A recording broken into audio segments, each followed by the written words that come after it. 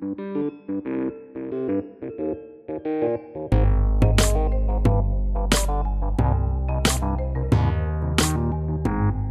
York. New York? Oh my God. So, it was my first time in New York. The magic that you see in the movies is real. The people of New York were so ready for the experience that I gave them and that I was willing to give them that it worked. Like, I worked. So that was a big thing, like, within me, that I needed to have that validation. Like, New York, yep, that, you know, that's for me. I stayed in Brooklyn with a friend of Whitney's, shout out Madeline. But it's kind of happening in Manhattan. Like, that's where you kind of want to do what I do at. So I decided Union Square was a place to be. So I walked from Brooklyn, Bed-Stuy, all the way through Brooklyn, across the bridge, and then up the island. Switch the frame, it's been crooked since. Boston rhymes like I took them in. Walking now across the Brooklyn Bridge.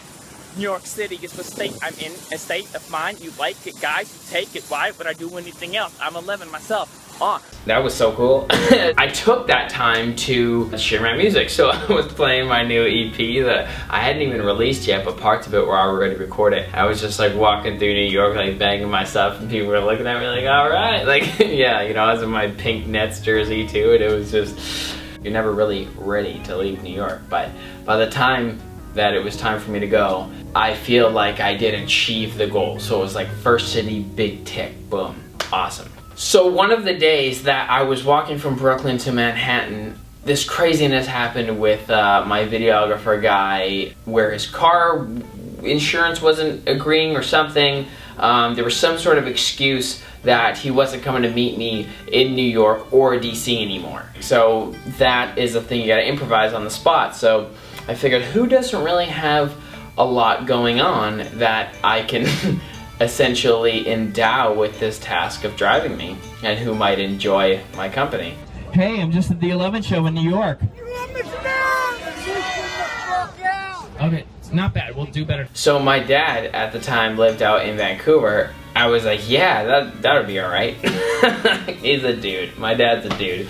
This is still in New York, walking across the Brooklyn Bridge, having funds transferred, talking to, well, you want to come and get me, going to our awesome, cool, and I'm pulling this like speaker along, blasting my shit, and I get the funds transferred, you know, thinking that he could come and meet me in DC. It could take about a week to drive from Vancouver to DC, and that's what I had before I was done in DC the next Sunday night. So I do that, everything in my power that I can, and send the funds to Joe, and he left late, and then the car that my friend bought for us broke down on the way across Canada in Saskatchewan.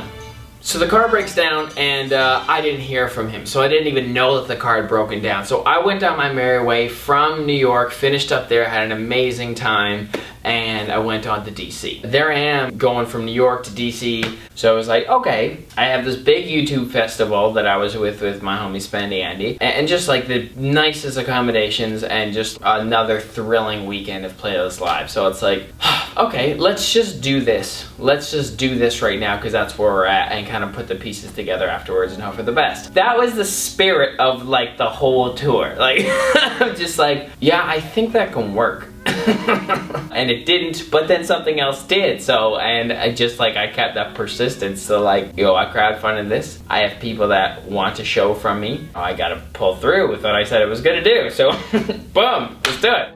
Everywhere that I go, every time that I play a show, you know my dogs are here with me. Bono guy, you shouldn't love YouTube, but I love YouTube.